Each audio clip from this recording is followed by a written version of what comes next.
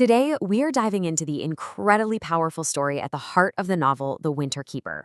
It's a journey that really explores the immense weight of our buried secrets, the lives we choose to live, and, maybe more importantly, the ones we're forced to leave behind. This one thought from our protagonist, Valerie, pretty much sets the stage for everything. It's all about that difference between actually forgetting something and just suppressing it. A line she's going to spend the entire novel learning how to cross. You know that feeling? A past that's always lurking, just waiting for the right trigger. And that trigger? Well, it's a return. Our story kicks off as Valerie goes right back to the place where it all began. So, let's meet Valerie. She's 67, a retired librarian, a widow. She's built this perfectly normal, you could say perfectly safe, life. But after more than 4 decades, she finds herself drawn back to her childhood home of Carstairs for reasons she doesn't even fully get at first. And that immediately raises the big questions. Why now? And what on earth did she run from? You can really feel her disorientation in this contrast between past and present. The town is, well, it's the same, but it's completely different. The old hardware store is now a chiropractor's office. The familiar restaurant has a trendy new name. It's a perfect illustration of her own internal state. She recognizes the shape of her past, but all the details are alien. She is, for all intents and purposes, a stranger in her own history. And this is where it all starts to unravel. A seemingly random trip to the town archives is about to blow the lid off the life Valerie thought she had so carefully constructed. It's maybe the smell of old paper, the sight of a familiar name, and then, boom, the walls she's spent a lifetime building just come tumbling down. She's flipping through her senior yearbook. She sees a photo of her best friend, Meg, and that memory she learned not to think about comes roaring back. This wasn't just some friendship. It was a fierce, all-consuming, and deeply secret love. And this timeline just shows you how fast her entire world was derailed. I mean, look at this. In April, a kiss starts this secret, joyful romance. But by July, a discovered letter leads to a devastating confrontation with her mother. And within a single month, Valerie makes a choice that will define the next half-century of her life. She runs. She cuts all ties with Meg, with her hometown, and buries that part of herself completely. And it all comes down to this one sentence from her mother. Think about it. It's not just disapproval. It is an ultimatum, a total rejection of her identity. So, faced with losing her entire family, 17-year-old Valerie chooses what she sees as survival. And for her, survival meant erasure. She decides to just stop being what she is. So, with this memory now totally unearthed, Valerie's first modern impulse is to do what we all do, look Meg up online. But what she finds isn't closure. No, it's a gut-wrenching revelation. She's too late. Meg is gone. And the details she reads in the obituary, well, they reveal a life that Valerie can barely even comprehend. Any opportunity to apologize, to explain, to just reconnect, it's all vanished.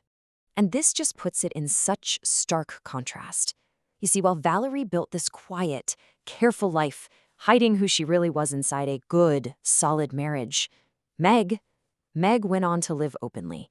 She had a partner for 35 years. She was a beloved teacher. The incredible irony is that Meg, the one who was left behind, was the one who found the courage that Valerie couldn't. And this discovery just forces Valerie to confront the true, staggering cost of her decision. As if that weren't enough, Valerie is later given Meg's journals from that summer, and she finds this line, written just months after Valerie abandoned her without a single word. It's just an act of incredible grace from a heartbroken teenager. And for Valerie, reading this decades later isn't a comfort at all. It's a painful confirmation of the wonderful person she hurt and the profound love she threw away. So the author uses Valerie's childhood home, which was a literal yellow house, as this powerful metaphor throughout the story. The yellow house comes to represent that constructed life, right? The place where you keep your deepest secrets locked away. It's the facade you show the world while your true self stays hidden inside.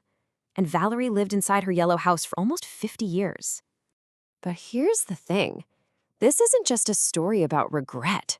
The discovery of Meg's life and her death becomes a catalyst.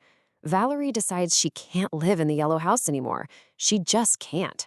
So she finally takes action. First, she writes it all down in an essay she calls The Yellow House.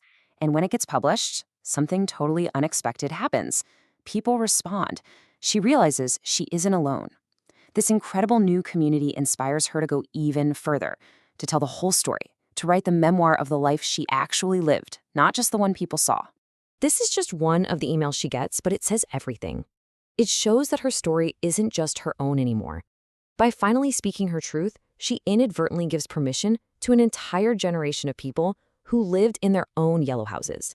People who thought they'd take their stories to the grave. And that brings us to the real takeaway, which is how this one very personal story of reclamation speaks to a much bigger, much more universal truth. The author really makes it clear this isn't just about Valerie. It's about all the stories that get buried by fear, by prejudice, by circumstances. And what Valerie's journey shows us is that these stories don't just disappear, they can be reclaimed.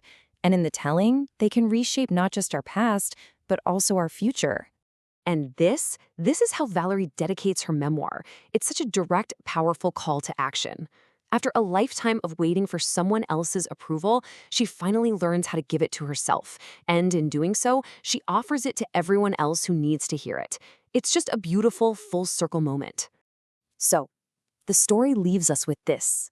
It asks us to look at our own lives, at the stories we tell, and maybe more importantly, the ones we don't. It's a powerful reminder that it's never too late to open the door, step out into the light, and claim the truth of who you are. What remains, the novel tells us, is always enough to build on.